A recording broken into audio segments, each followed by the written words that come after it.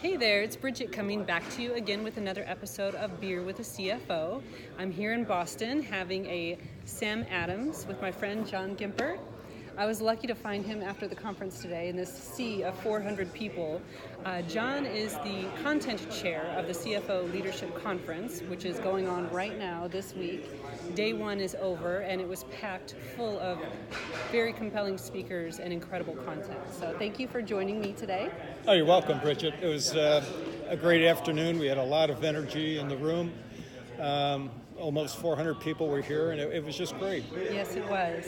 So, John, you and I were speaking on the phone a couple of weeks ago, and you said, grab this book. It's called The Granularity of Growth. And I picked it up, and I started reading it on the airplane, and you had mentioned that Chapter 4 was particularly interesting. So I wanted you to share with our audience what it was about Chapter 4 that you thought was interesting.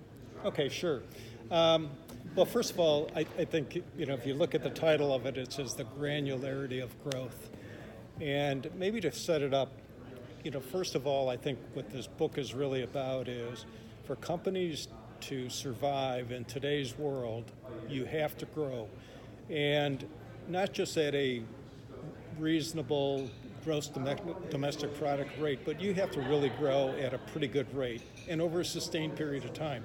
And what the facts show is if you don't do that, you end up one of the, actually about 80% of the companies eventually go out of business who don't grow. Okay. So growth is pretty important.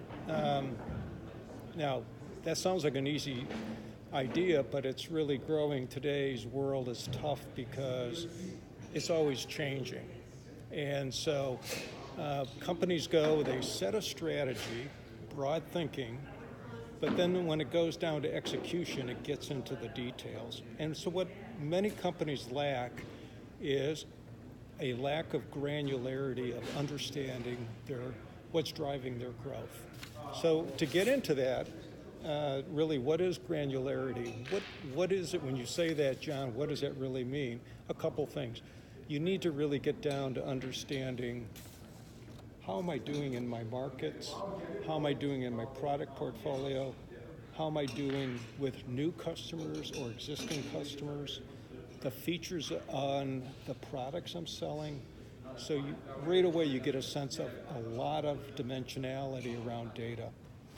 And that's the key, because in today's world, to go from strategy to execution means you need to say, is my strategy holding? Do I need to change? How do I change? Or do I keep doing what I'm doing?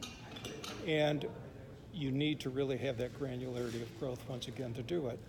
So that's really what the book is really about. And Chapter 4 gets into the details of that and why successful companies who have really survived in today's changing world have figured out how to understand the granularity of their growth. Where is it really coming from? Or if it's not coming from something, get out of that and pivot, as we all hear. So heard a lot about that today, right? Yeah, that's right. And so, I think when companies look at this, is they got to get a handle on granularity of growth. It's not good enough for a CFO anymore to just say, here's the results, and to look backwards.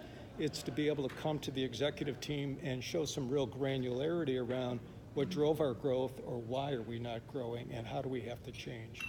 So pick up that book. Thank you for the suggestion. And one quick question before we leave.